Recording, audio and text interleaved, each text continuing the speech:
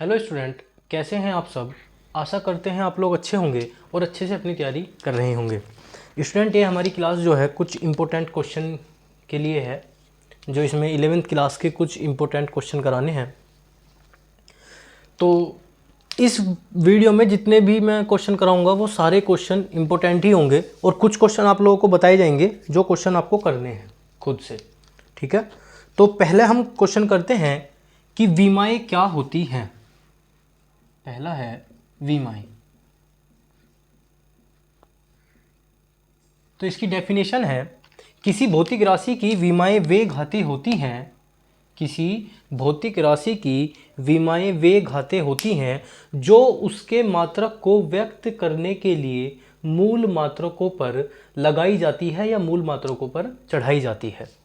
तो विमाएँ होगी, उसकी डेफिनेशन लिखोगे, किसी भौतिक राशि की विमाएँ वे घातें होती हैं जो उसके मात्रक को व्यक्त करने के लिए मूल मात्रकों पर लगाई जाती हैं। ठीक है, अब अगला हेडिंग है इसका विमीय चर।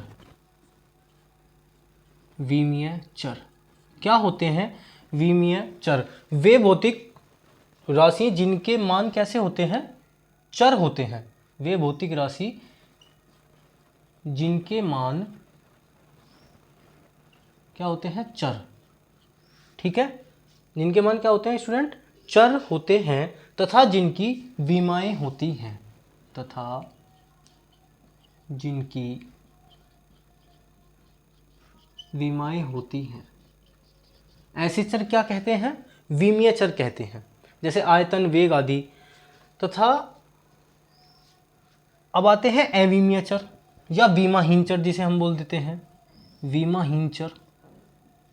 विमाहीन चर क्या होते हैं? वे चर जिनके मतलब वे भौतिक राशि जिनके मान कैसे होते हैं? चर होते हैं तथा जिनकी विमाएँ नहीं होती।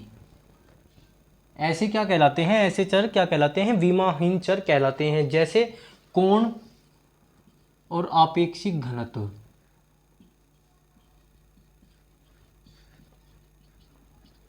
तो ध्यान से सुना, अभी तक हमने पढ़ा विमा क्या होती हैं, विमीय चर क्या होते हैं। वे भौतिक राशि जिनके मान चर होते हैं तथा जिनकी विमाएँ होती हैं वो विमीय चर कहलाते हैं। तथा वे भौतिक राशि जिनके मान चर होते हैं तथा जिनकी विमाएँ नहीं होती वो विमाहीन चर कहलाते हैं। ठीक है, अब इसी में हम पढ़ेंगे एक पद्धति के मात्रक को जब हम दूसरी पद्धति के मात्रक में बदलते हैं। हम क्या करते हैं स्टूडेंट? जब एक पद्धति के मात्रक को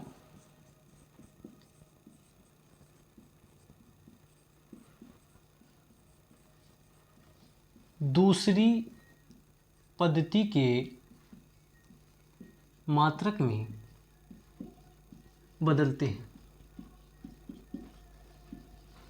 इनकी विमाएँ मैं आप लोगों को ना बड़े अच्छे से एक वीडियो बनाऊंगा, उसमें आपको विमाएँ प्रॉपर कराई जाएंगी, उसमें आपको बताया जाएगा। ये सिर्फ एक इंपॉर्टेंट क्वेश्चन की वीडियो है। तो जब हम एक पत्ती के मात्रक होते हैं उनको हम दूसरी पत्ती के मात्रक में बदलते हैं। तो ठीक है, तो स्टूडेंट एक मैंने आपको आंकिक मान पढ़ाया है इससे पहली वीडियो में। जो इससे पहली वीडियो है, इससे पहली करीबन 2 या 3 वीडियो हैं, उसमें वो भी इम्पोर्टेंट वीडियो हैं आपके लिए, एग्जाम के लिए। उसमें मैंने त्रुटि कराई है, क्रमबद्ध त्रुटि, अपेक्षित यादृच्छिक त्रुटि कराई है और त्रुटि पे जो न्यूमेरिकल कराए हैं वो इम्पोर्टेंट है। ठीक है, वो आप जरूर देखेंगे। और प्रबल नाभिकीय बल, दुर्बल नाभिकीय बल, गुरुत्वाकर्षण बल, ऊर्जा संरक्षण का नियम, रेखीय संवेग संरक्षण, कोणीय संवेग संरक्षण, ये जो है ये इंपॉर्टेंट है। तो उसमें एक आंकिक मान कराया है आपको, Q बराबर N1U1 is equal to N2U2। ठीक है, जो ये N1 और U1 होते हैं, इसमें क्या होता है, हमें जो हमेशा वैल्यू दी रही होती है, हमेशा जो वैल्यू दी रही होती है हमें, वो किसकी दे रखते हैं? वो N1 की वैल्यू दे रखते हैं। हमें N1 की वैल्यू देता है 1, 2, 3 या 13.6 या कुछ भी दे देगा, N2 की वैल्यू निकलवाएगा। ठीक है, और जो हम विमा लिखते हैं स्टूडेंट, वो M L T theta A के सीक्वेंस में लिखते हैं। ठीक है, तो जो हमारे पास जब हम एक पद्धति के मात्रक को दूसरी पद्धति के मात्रक में बदलते हैं, तो हमारे पास मान के चलो एक पद्धति में पहले में है M1 L1 T1, ये तो पहली पत्ती का मात्रक है। दूसरी का है M2 L2 T2। तो अगर पहले पद्धति के मात्रक में हमारे पास ग्राम है तो दूसरी पद्धति के मात्रक में आएगा वो किलोग्राम। अगर इसमें हमारा क्या नाम है सेंटीमीटर है तो इसमें आएगा मीटर, और सेकंड सेकंड में ही रहेगा, सेकंड जो है सेकंड में ही रहेगा। ठीक है, तो एक पद्धति के मात्रक को जब हम दूसरे पद्धति के मात्रक में बदलते हैं तो अगर यहाँ किलोग्राम है तो यहाँ ग्राम, यहाँ मीटर है तो यहाँ सेंटीमीटर, यहाँ सेकंड है तो यहाँ सेकंड सेकंड ही रहता है। ठीक है, और करते कैसे हैं हम इन्हें, N2 equals to N1 M1 बटे M2 इंटू L1 बटे L2 और T1 बटे T2। और जो भी इनकी विमाएं होती हैं उनको हम यहां लगाते हैं A B C के रूप में। इनके कुछ मान होते हैं, मान के चलो कोई विमा है MLT-2, तो यहां M का मान 1, L का मान 1 और T का मान -2, ऐसे हम लगा देते हैं। कुछ विमा हो तो जो हमें यहां प्राप्त होते हैं वो A B C इनकी विमाएं होती हैं। ठीक है, तो जैसे यहाँ हम लिखा था हमने क्या A, यहाँ लिखा था हमने B और यहाँ लिखा था हमने क्या C। तो जो वैल्यू हमसे निकलवाता है वो किसकी निकलवाता है, N2 की वैल्यू दी रही होती है हमें N1 की। ठीक है, इस पे क्वेश्चन करेंगे। जब हम इस पे क्वेश्चन करेंगे तो हमें अच्छे से क्लियर हो जाएगा कि कब हम एक पद्धति के मात्रक को दूसरी पद्धति के मात्रक में बदलते हैं। ठीक है, एक क्वेश्चन बोलता हूं मैं आपको। वैन डर वाल्स समीकरण आप लोगों ने पढ़ी होगी, P + A/V² V - B = RT। एक क्वेश्चन है, वैन डर वाल्स समीकरण है P + A/V²। Van der Waals समीकरण P + A/V² V - B = RT। अगर क्वेश्चन पढ़ना चाहें तो क्वेश्चन होगा ये कि वैन डर वाल्स समीकरण P + A/V² V - B = RT में नियतांक A व B की विमाएं ज्ञात कीजिए। इससे पहले हम एक समांगता का सिद्धांत पढ़ते हैं। समांगता का सिद्धांत ये होता है कि कोई भी जोड़ी गई या घटाई गई राशि, समांगता के सिद्धांत के अनुसार कोई भी जोड़ी गई या घटाई गई राशि की विमाएं कैसी होती हैं, समान होती हैं। ठीक है, अब देखो यहां हुआ है P + A/V²। तो समांगता का सिद्धांत ये कहता है कि P + A/V² की विमाएं कैसी होनी चाहिए, P + A² की विमाएं समान होनी चाहिए। इसका सिद्धांत ये तो कहता है कि इसकी विमाएं कैसी होनी चाहिए, समान होनी चाहिए। कहने का मतलब P की जो विमा होगी वो बराबर होनी चाहिए A/V²। समान का मतलब ये तो जो विमा इसकी वही विमा इसकी, तो P = A/V²। हमें किस नियतांक के मान निकालने हैं, A और B के।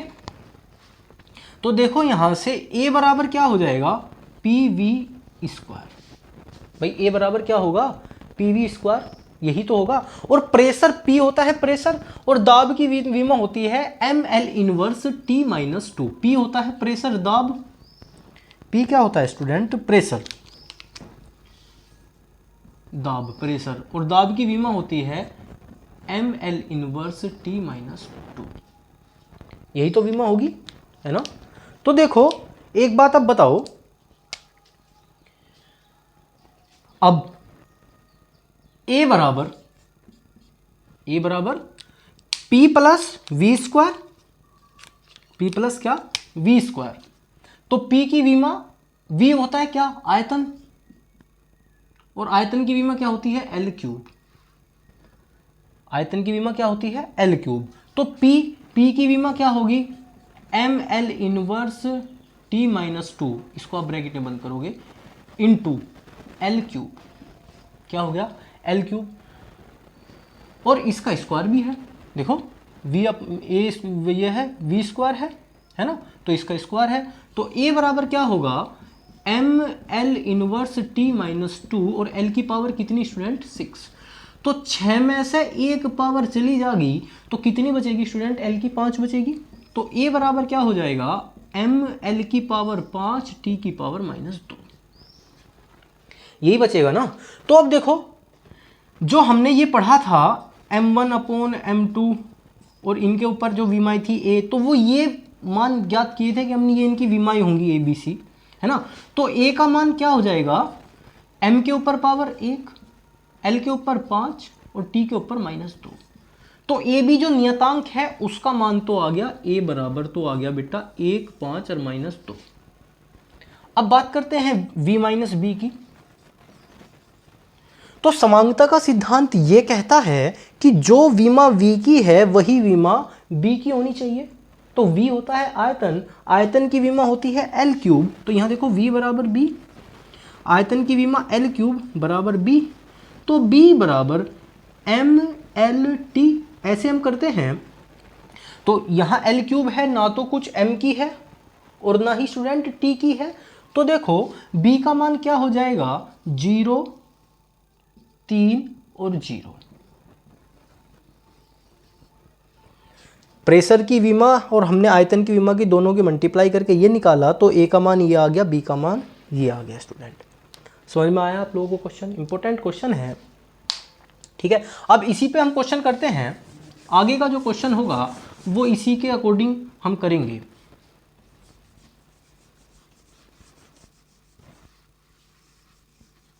समांगता का सिद्धांत ये कहता है कि कोई भी जोड़ी गई या घटाई गई राशि होगी, उनकी विमाएं कैसी होनी चाहिए? उनकी विमाएं समान होनी चाहिए, ठीक है। अब एक क्वेश्चन लिखता हूं कि यदि पारे का घनत्व कितना हो? 13.6। यदि पारे का घनत्व 13.6 ग्राम पर सेंटीमीटर क्यूब हो और यदि लंबाई और द्रव्यमान को MKS में नापें। यदि द्रव्यमान और लंबाई को क्या करें? कहे में नापे? MKS। MKS पद्धति में और लंबाई द्रव्यमान को नापे, तो इस पद्धति में पारे का घनत्व कितना होगा? इस पद्धति में पारे का घनत्व कितना होगा? अब एक बात बताओ स्टूडेंट, ग्राम और सेंटीमीटर, तो CGS है ना, तो ग्राम और सेंटीमीटर ये तो होती है CGS पद्धति। और MKS पद्धति मतलब ये किलोग्राम के लिए जो हम यूज करते हैं वो कौन सी करते हैं? MKS पद्धति। और ये CGS पद्धति में नापते हैं तो ग्राम पर सेंटीमीटर क्यूब दे रखा है ना। तो देखो हम अगर यहां से लगाएं, M1 बराबर क्या दे रखा है? M1 बराबर दे रखा है हमें क्या? ग्राम, ठीक है। और L1 बराबर दे रखा है सेंटीमीटर और T बराबर सेकंड, ये दे रखा है ग्राम। अब हमें इसे दूसरी पत्ती के मात्रक में बदलना है। कहने का मतलब है M2, L2 और T2।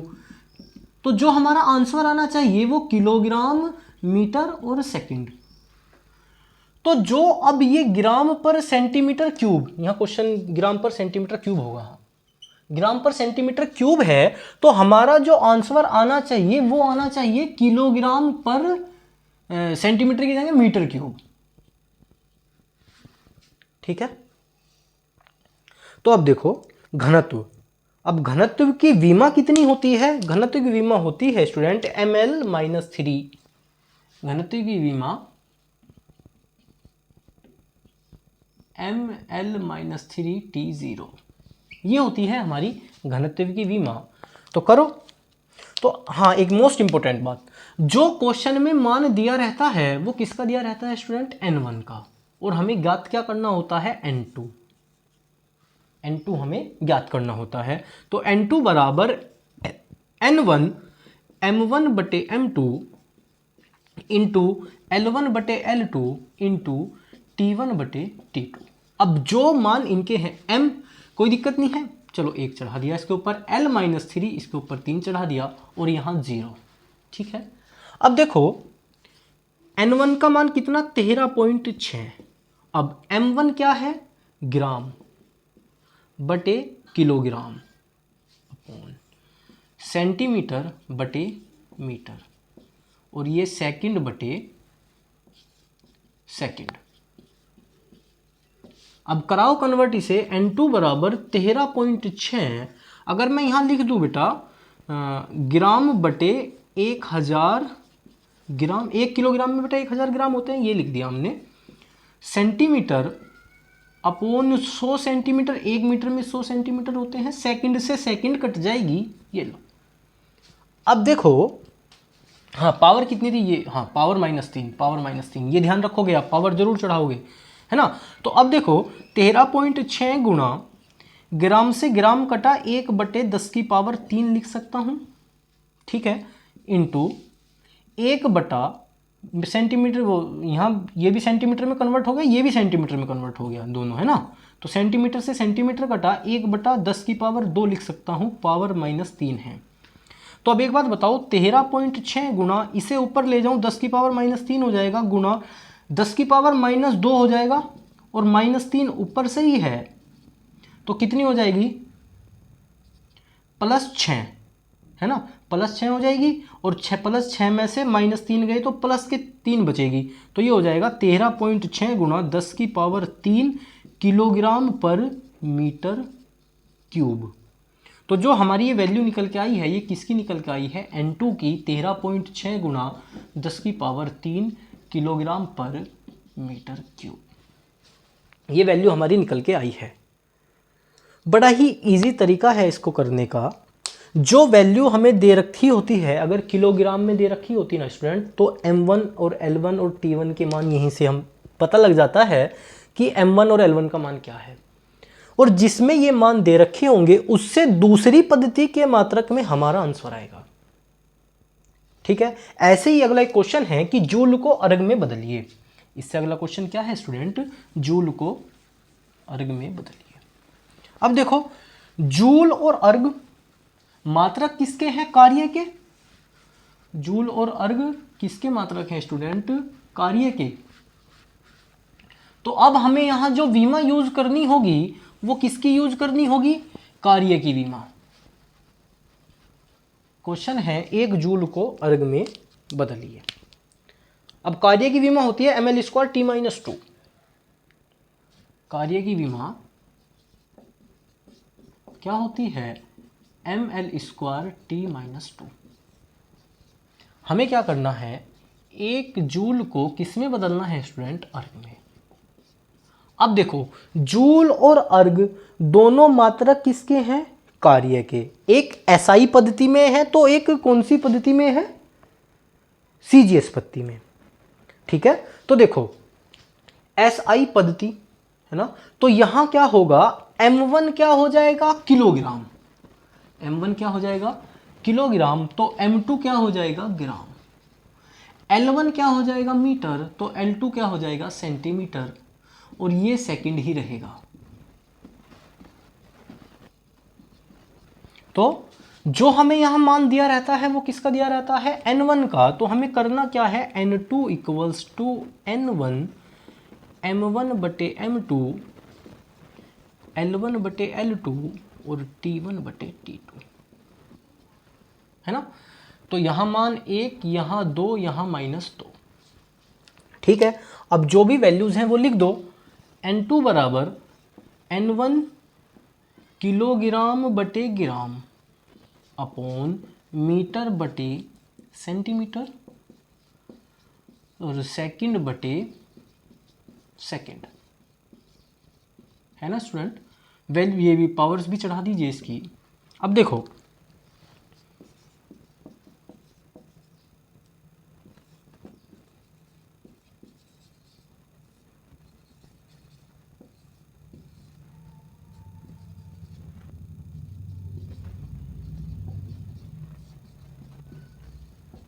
अब सेकंड से तो सेकंड कट ही जाएगा, पावर चाहे कितनी भी हो, है ना। तो यहां कितनी वैल्यूज हैं, 2। तो अब देखो N2 बराबर N1 का मान कितना है, 1, तो यहां हम 1 रख सकते हैं, चलो जी रख दिया, इंटू 10 की पावर, इसको कितना कर सकता हूं, 3, इंटू 10 की पावर 2 तो 10 की पावर 4 और 10 की पावर 3, 10 की पावर कितनी होगी, 7। तो 1 जूल में कितने अर्ग होते हैं स्टूडेंट, 10 की पावर 7 अर्क। 1 जूल बराबर किसके? ठीक है, कोई दिक्कत परेशानी नहीं बेटा। जो ये दोनों जूल और कार्य की मात्रक है, और एक मात्रक कौन सी पद्धति में है? एसआई पद्धति में ये, और सीजीएस में ये। तो m1 किलोग्राम और m2 ग्राम, ऐसे ही ये होगा। ठीक है, 2 की पावर 4 हो जाएगी 7। तो 1 जूल में कितने अर्ग होंगे? 10 की पावर 7 अर्ग। अब हम करेंगे 1 न्यूटन को डाइन में बदलना। 1 न्यूटन को डाइन में बदलना। अब देखो, जो मतलब न्यूटन और डाइन होते हैं वो किसके मात्रक होते हैं? बल के मात्रक होते हैं दोनों। तो बल की विमा mLT-2।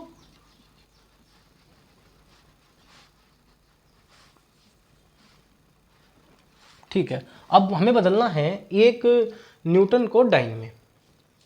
1 न्यूटन को किस में बदलना है? हमें कन्वर्ट करना है डाइन में।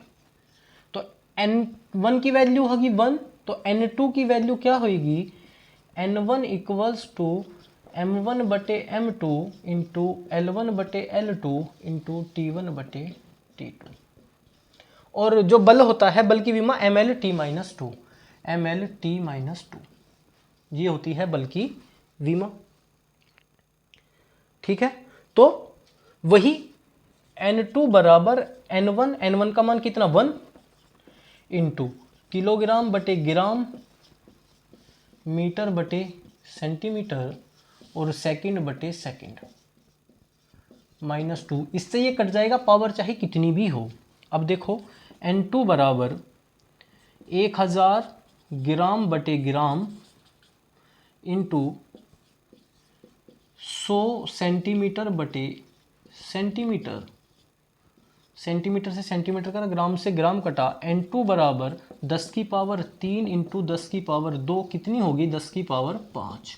तो 1 न्यूटन में 10 की पावर 5 डाइन होते हैं। 1 न्यूटन में कितने डाइन होते हैं स्टूडेंट? 10 की पावर 5 डाइन। हमें बस याद रखना है, जूल और अर्ग कार्य के मात्रक हैं, न्यूटन और डाइन किसके मात्रक हैं? बल के मात्रक हैं। कार्य के मात्रक हैं तो कार्य की विमा, बल के मात्रक हैं तो बल की विमा। ठीक है, यहां तक किसी को कोई दिक्कत? अब हम पढ़ेंगे इसके निर्देश तंत्र के बारे में, जड़त्वीय निर्देश तंत्र और अजड़त्वीय निर्देश तंत्र। जड़त्वीय निर्देश तंत्र वे निर्देश तंत्र होते हैं जो न्यूटन की गति विषयक नियमों का पालन करते हैं। ठीक है, और जो न्यूटन की गति विषयक नियमों का पालन करेंगे उनको बोलेंगे हम जड़त्वीय निर्देश तंत्र। और अजड़त्वीय निर्देश तंत्र जो न्यूटन की गति विषयक नियमों का पालन नहीं करते, ऐसे निर्देश तंत्र को हम क्या बोलते हैं? अजड़त्वीय निर्देश तंत्र बोलते हैं। ठीक है, उसके बाद एक समान गति तथा असमान गति क्या होती है? हैं?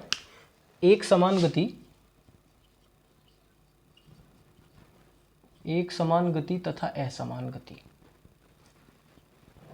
जब कोई वस्तु नियत समय अंतराल में, जब कोई वस्तु नियत समय अंतराल में नियत दूरी तय करती है तो वस्तु की गति कैसी कहलाती है? एक समान गति। और यदि कोई वस्तु नियत समय अंतराल में भिन्न भिन्न दूरी तय करती है तो वस्तु की गति क्या कहलाती है? असमान गति कहलाती है। ठीक है, ये डेफिनेशन जो मैंने बोली है आप लोगों को ये डेफिनेशन लिखनी है। ठीक है, अब औसत चाल हम किसे कहते हैं? औसत चाल, औसत चाल हमारी होती है स्टूडेंट कुल विस्थापन बटे कुल समय। कुल विस्थापन बटे कुल समय। ठीक है, तो ये औसत चाल हमारी क्या होगी? कुल विस्थापन बटे कुल समय। ये नहीं, सुनो स्टूडेंट, ये कुल विस्थापन बटे कुल समय होगा औसत वेग। औसत वेग होगा हमारा कुल विस्थापन बटे कुल समय। ठीक है, और हमारी औसत चाल होती है तय की गई दूरी बटे कुल समय। औसत चाल, औसत चाल होती है तय की गई कुल दूरी बटे कुल समय। तय की गई कुल दूरी बटे कुल समय। ठीक है, कुल दूरी को हम बोलते हैं delta S upon delta T. क्या बोलते हैं? Delta S upon delta T. ठीक है, और औसत वेग हमारा होता है v इक्वल्स, ये होता है student v equals to u plus v upon two, u plus v upon two, है ना। तो इसकी जो डेफिनेशन है कि यदि कोई वस्तु समान त्वरण से गतिमान हो और उसका प्रारंभिक वेग u हो और अंतिम वेग v हो, तो उसका v औसत, जो v औसत वेग होता है उसका, वो होगा u plus v upon two करके। ठीक है स्टूडेंट, अब हम पढ़ेंगे इसकी सदिश राशि तथा अदिश राशि। क्या पढ़ेंगे? क्या होती हैं सदिश राशि और क्या होती हैं अदिश राशि।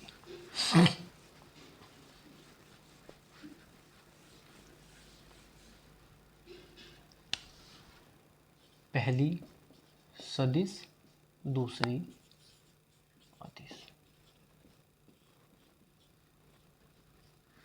ऐसी भौतिक राशियां जिसमें परिमाण व दिशा दोनों की आवश्यकता होती है, ऐसी कैसी राशि क्या कहलाती है? सदिश राशि। और ऐसी भौतिक राशियां जिनमें केवल परिमाण की आवश्यकता होती है, ऐसी राशि क्या कहलाती हैं? अदिश राशि। इसमें परिमाण व दिशा दोनों की आवश्यकता होगी, इसमें परिमाण की आवश्यकता होगी, दिशा की नहीं। तो ऐसी क्या कहलाएगी? अदिश राशि कहलाएगी। जो हमारी सदिश राशि होती है वो होती है विस्थापन आवेग। जो हमारी कैसी होती है सदिश राशि? स्थिति और विस्थापन। और जो हमारी सदिश राशि होती है, सदिश राशि हमारी सदिश राशि होगी समय, दूरी, चाल, दाब। कौन सी?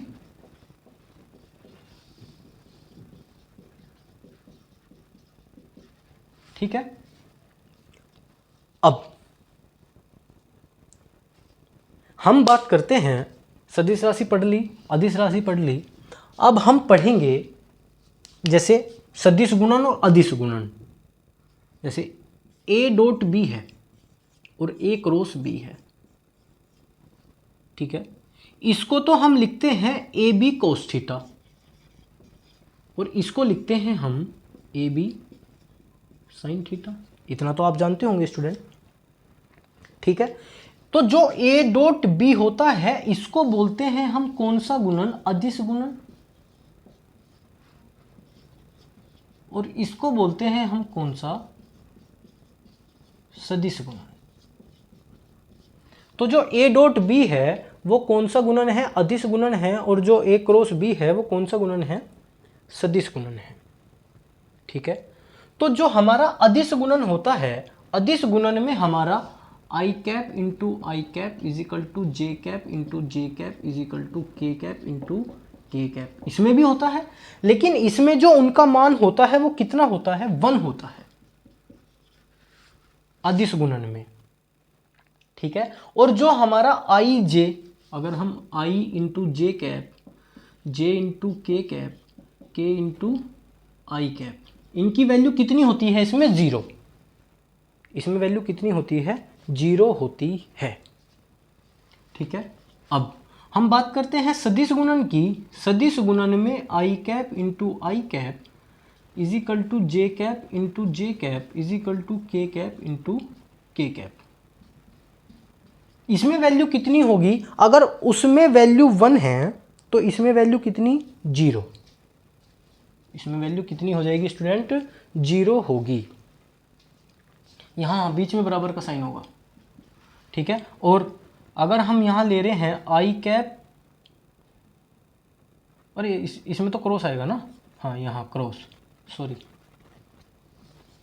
आई cap cross j cap is equal to, ये हो जाएगा के, और i cap cross k cap ये हो जाएगा जे, और j cap cross k cap equals to आ जाएगा आई। ये होता है इसमें। तो जो अदिश गुणन में होता है i dot i is equal to j dot j is equal to k dot k बराबर 1 और आई जे बराबर जे के बराबर के आई बराबर 0 होता है। और सदिश गुणन में इनका जो आई गुणा आई इजिकल टू जे गुणा जे इजिकल टू के गुणा के, ठीक है, तो ये कितना हो जाएगा 0, ठीक। और आई गुणा जे गुणा के गुणा ये, अगर आई जे है तो के आएगा, जे का है तो मतलब जे और आई और के है जे आएगा, और जे और के है तो आई आएगा, ये होगा स्टूडेंट, ठीक है। अब इसके ऊपर हम कुछ न्यूमेरिकल करेंगे।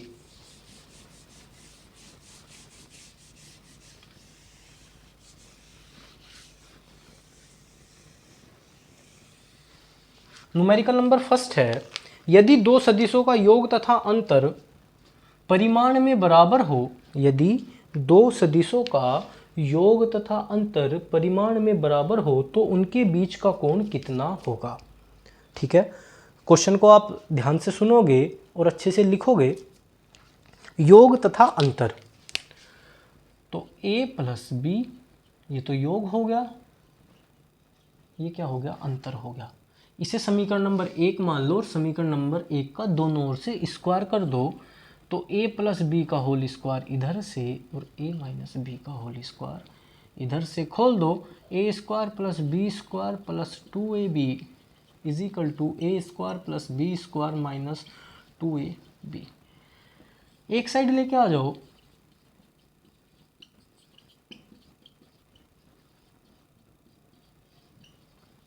काट दो, ये हो जाएगा 4ab इक्वल्स टू कितना 0, ठीक है।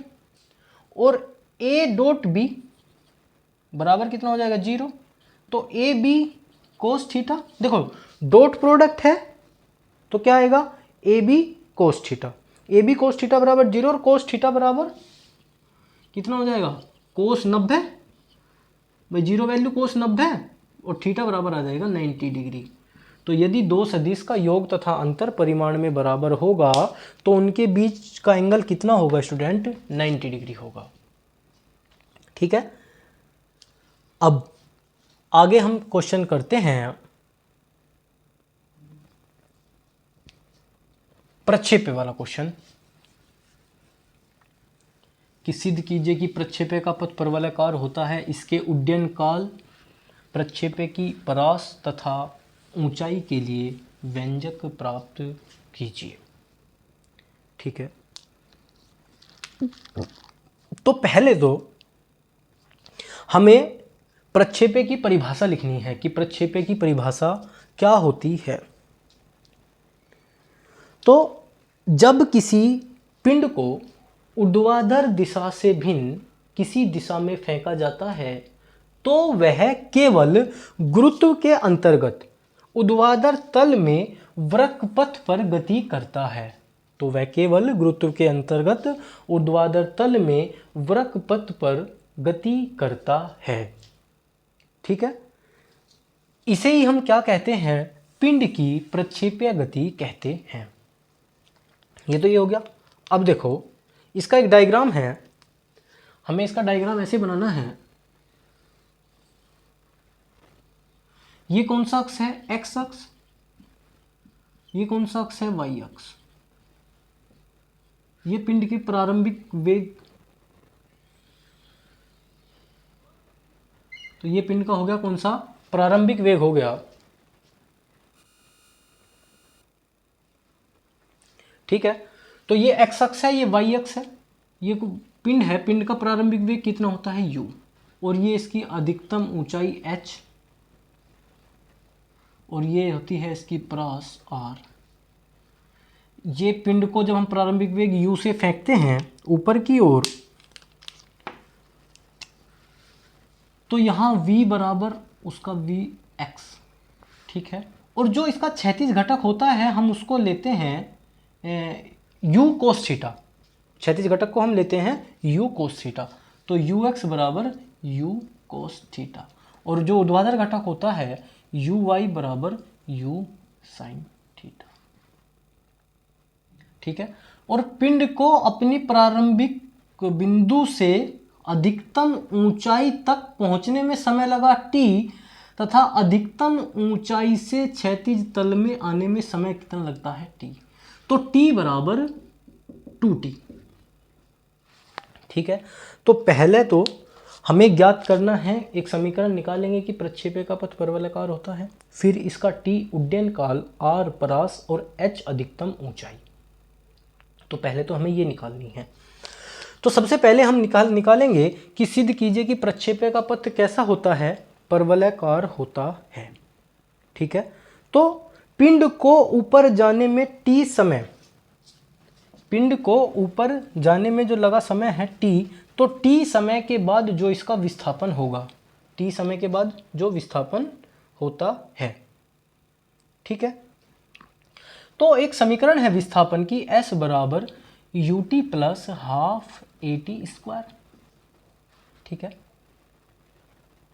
तो जब किसी पिंड को ऊर्ध्वाधर दिशा में फेंकते हैं तो विस्थापन किस दिशा में हो रहा है, y अक्ष दिशा में। तो यहां हम इसे लेंगे y बराबर ut माइनस 1/2 gt स्क्वायर। ये g क्यों लिया, क्योंकि पिंड पर एक बल नीचे की ओर कार्य करता है जिसका मान कैसा होता है, धनात्मक होता है। ठीक है, तो y बराबर ut माइनस 1/2 gt स्क्वायर। तो जब हम ऊपर की ओर फेंकेंगे तो इसका क्षैतिज दिशा में जो विस्थापन होगा वो होगा x बराबर क्षैतिज वेग गुणा समय। कितना होगा, क्षैतिज वेग गुणा समय। तो क्षैतिज वेग कितना है, u cos थीटा। क्षैतिज वेग कितना है, u cos theta, theta into T. तो यहां से मैं अगर t का मान निकालूं तो t का मान स्टूडेंट कितना आ जाएगा, x upon u cos theta. तो देखो पहले हमने समीकरण ले ली और ऊर्ध्वाधर दिशा में विस्थापन हो रहा है तो y होगा, और t का मान आ गया x upon u cos theta. तो t का मान कितना आ गया हमारे पास, x upon u cos theta.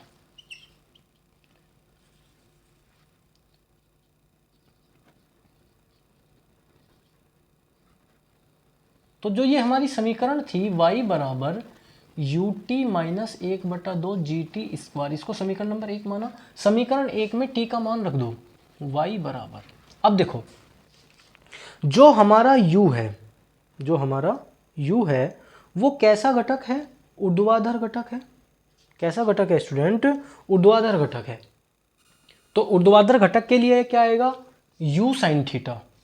तो ये हो जाएगा u sin theta into t minus 1/2 gt square. G t का मान रख दो, y बराबर u sin theta into x upon u cos theta into 1/2 g x square upon u square cos square theta. अब देखो u से u कटा तो y बराबर x tan theta minus 1/2 g x square upon u square cos square theta. तो ये हमारी समीकरण है कि प्रक्षेपय का पथ कैसा होता है, परवलयाकार होता है। ठीक है, अब हमें इसके 3 मान निकालने हैं, t, h और r। ठीक है, t को बोलते हैं हम क्या, उड्डयन काल। t को क्या बोलते हैं स्टूडेंट, उड्डयन काल बोलते हैं। पहले तो हम इसके उड्डयन काल की लिखेंगे डेफिनेशन। पहले हमें क्या करना है, उड्डयन काल की डेफिनेशन। तो उड्डयन काल की डेफिनेशन है कि जब हम किसी पिंड को ऊर्ध्वाधर दिशा से भिन्न किसी दिशा में फेंकते हैं तो पिंड अपनी अधिकतम ऊंचाई तक पहुंचने में जो समय लेगा और उसके बाद वह क्षैतिज दिशा में आ जाता है, इसे ही हम पिंड का क्या, उड्डयन काल कहते हैं। अब गति की पहली समीकरण है स्टूडेंट v बराबर u प्लस ए टी। क्या है, v बराबर u प्लस ए टी। अब एक गुरुत्वाकर्षण बल काम कर रहा है नीचे की ओर, तो क्या हो जाएगा, v बराबर u माइनस जी टी। ठीक है, यहां तक कोई दिक्कत।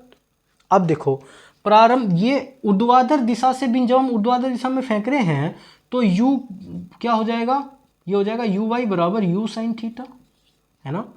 तो अंतिम वेग जब वो पृथ्वी पे आके गिरेगा तो कितना हो जाएगा, 0।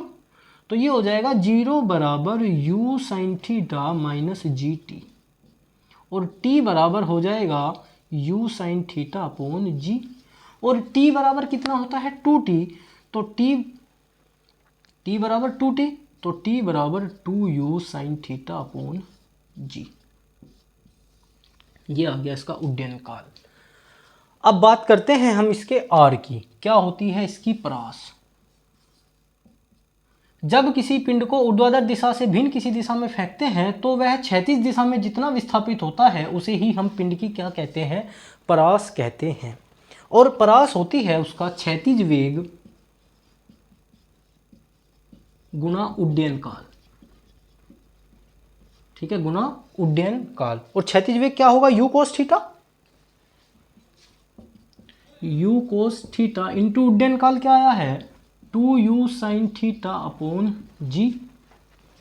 तो ये हो जाएगा r बराबर 2u स्क्वायर, इसे मैं ऐसे लिख सकता हूं u square 2 sin theta cos theta upon g. तो r बराबर u स्क्वायर साइन 2 थीटा, क्यों, अपॉन जी, क्योंकि 2 sin theta cos theta sine 2 theta का सूत्र होता है। तो r बराबर 2u स्क्वायर, वो r बराबर u square sine 2 theta upon g. अब हम बात करते हैं किसकी, इसकी h की। अब आपने गति की समीकरण पढ़ी होगी, गति के नाम समीकरण 3, v स्क्वायर बराबर u स्क्वायर प्लस 2as।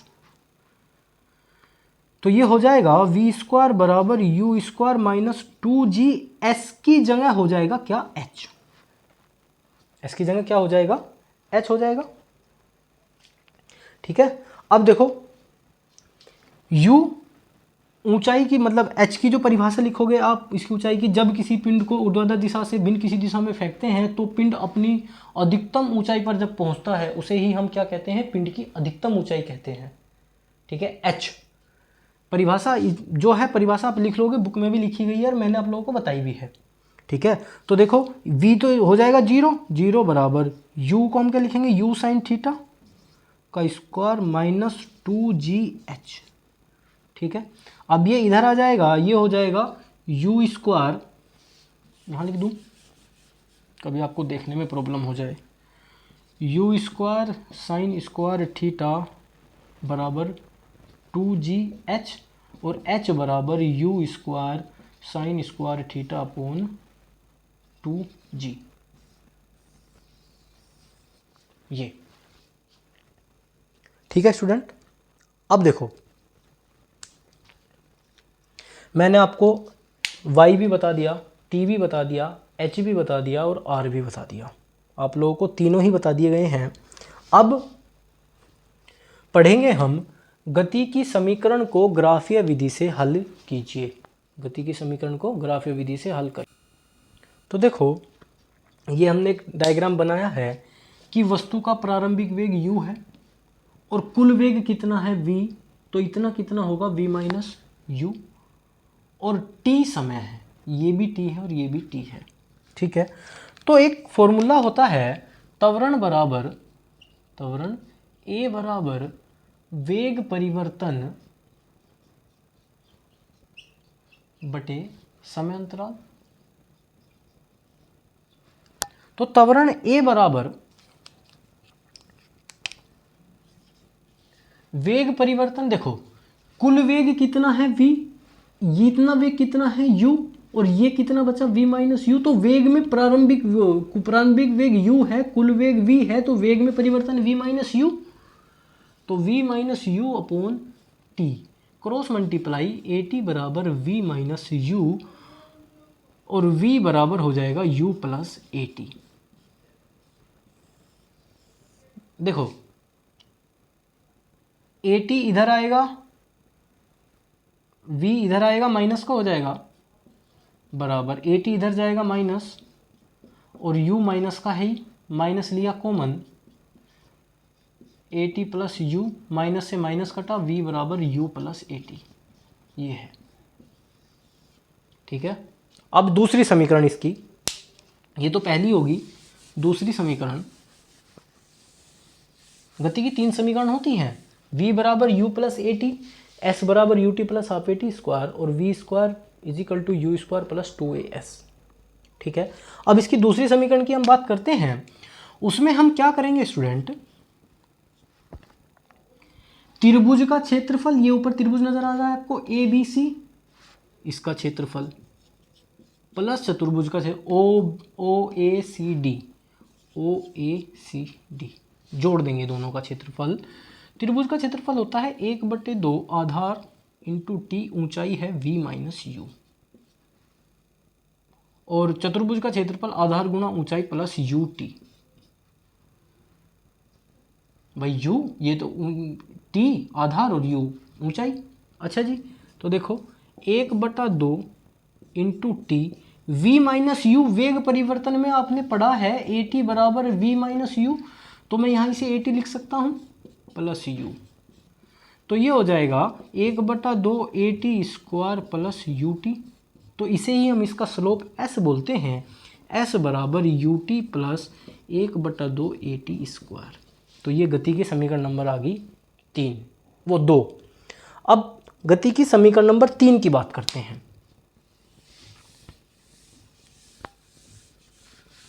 गति की हमने पहली समीकरण पढ़ी है, v बराबर u प्लस ए टी,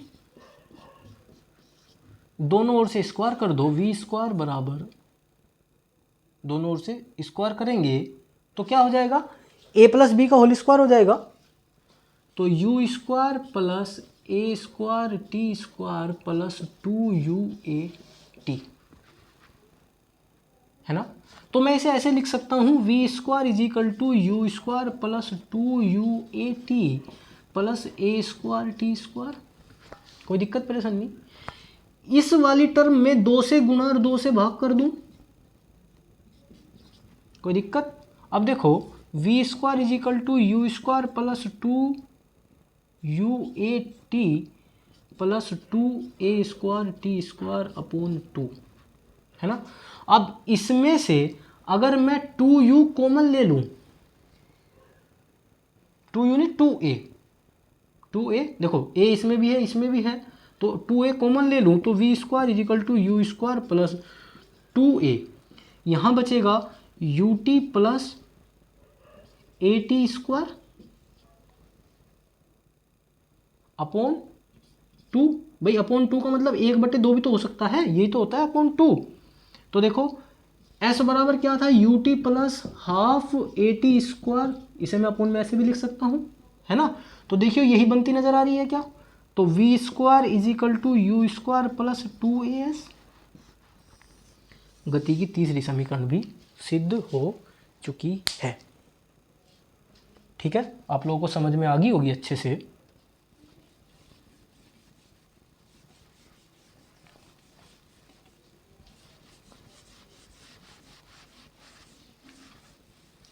अब हम बात करते हैं अभिकेंद्र त्वरण। किसकी बात करते हैं, अभिकेंद्र त्वरण।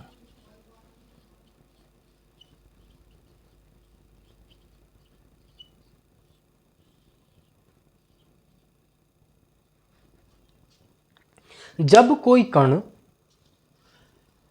एक समान चाल से किसी वृत्ताकार पथ पर गति करता है तो उसकी वेग और दिशा लगातार बदलती रहती है, जिस कारण उसमें एक त्वरण उत्पन्न हो जाता है। उस त्वरण की दिशा वृत्त के केंद्र की ओर होती है, इसे ही हम अभिकेंद्र त्वरण कहते हैं। अभिकेंद्र त्वरण ए बराबर होता है आर ओमेगा स्क्वायर, ए बराबर आर ओमेगा स्क्वायर, और इसे हम ए बराबर वी स्क्वायर अपॉन आर भी लिखते हैं, ए बराबर वी स्क्वायर अपॉन आर। ठीक है, अब अभिकेंद्र बल। जब कोई कण किसी एक समान चाल से किसी वृत्ताकार पथ पर गति करता है तो उस कण पर एक बल लगता है जिसकी दिशा वृत्त के केंद्र की ओर होती है, इसे ही हम क्या कहते हैं, अभिकेंद्र बल कहते हैं। देखो अभिकेंद्र बल वैसे तो होता है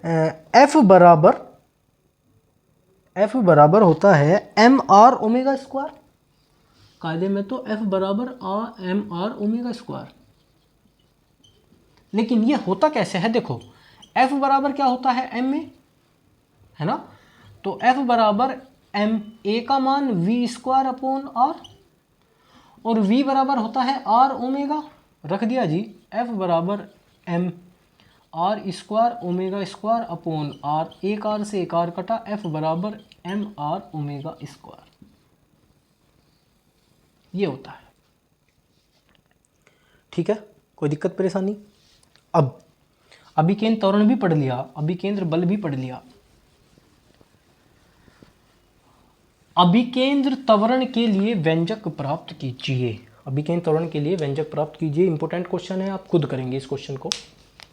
ठीक है, और न्यूटन के गति के नियम, प्रथम नियम जड़त्व का नियम, यदि कोई वस्तु विराम की अवस्था में है तो वह विराम की अवस्था में रहेगी, यदि एक समान चाल से गतिमान है तो एक समान चाल से गतिमान रहेगी, जब तक कोई बाह्य बल लगाकर उसकी स्थिति में परिवर्तन न कर दिया जाए। दूसरा, न्यूटन की गति का दूसरा नियम, F बराबर एक तो m में होता है, एक किसी वस्तु पर लगाया गया बल उसके संवेग परिवर्तन की दर के अनुक्रमानुपाती होता है। ठीक है, क्या ये F।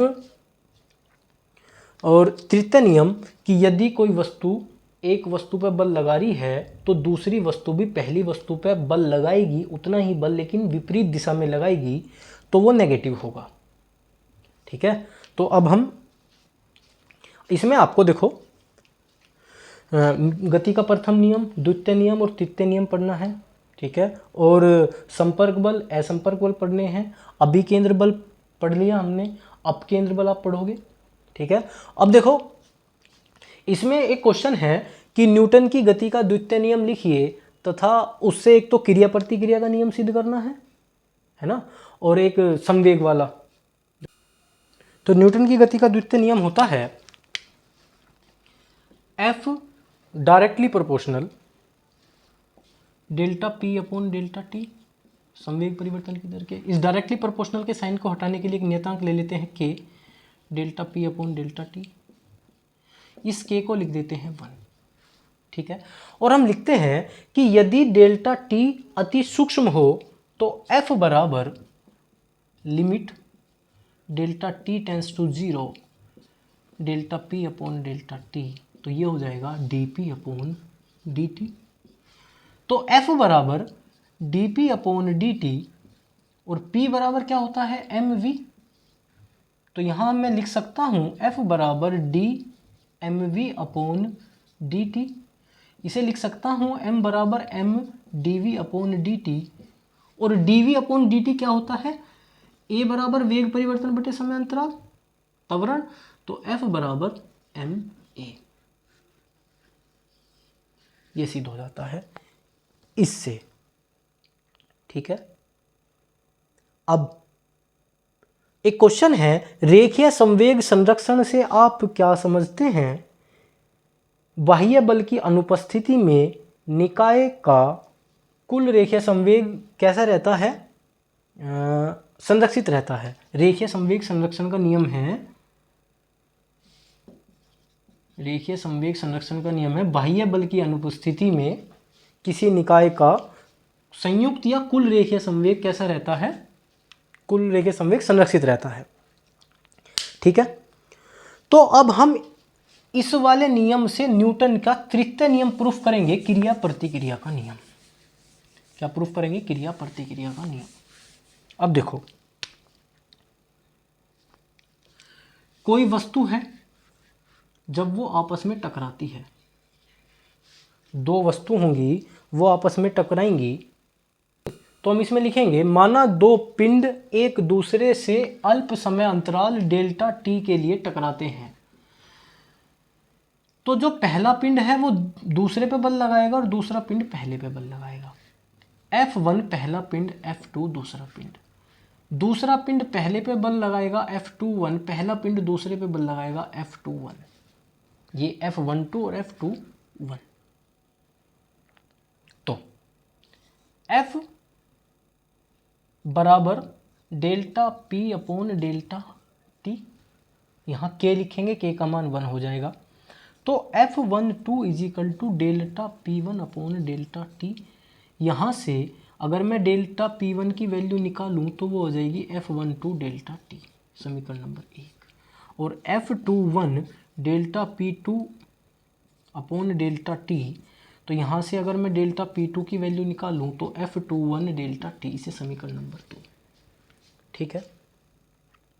यदि दोनों पिंडों का जो संवेग है वो कैसा रहे, संरक्षित रहे, तो delta P1 plus delta P2 equals to 0, है ना। तो इनकी वैल्यू रख दो, F1 delta T plus F21 delta T equals to 0। तो F12 delta T equals to minus F21 delta T, delta T से डेल्टा T कटेगा, F12 is equal to minus F21। तो रेखीय संवेग संरक्षण के नियम के आधार से हमें क्या, न्यूटन की गति का तृतीय नियम प्रूफ करना है, वो ये होगा। ठीक है। इसमें एक बल के आवेग वाला क्वेश्चन है, वो तुम लोग खुद से कर लोगे। ये कुछ इंपॉर्टेंट क्वेश्चन की वीडियो थी और मैं आशा करता हूँ कि ये इंपॉर्टेंट क्वेश्चन की वीडियो आपके एग्ज़ाम में आपको बहुत फ़ायदा देगी। और इससे आगे की वीडियो हम इनके चैप्टर वाइज प्रॉपर करेंगे, बहुत अच्छे से करेंगे। तो all the best for your exam. और ये वीडियो आपके लिए बहुत ही महत्वपूर्ण होगी।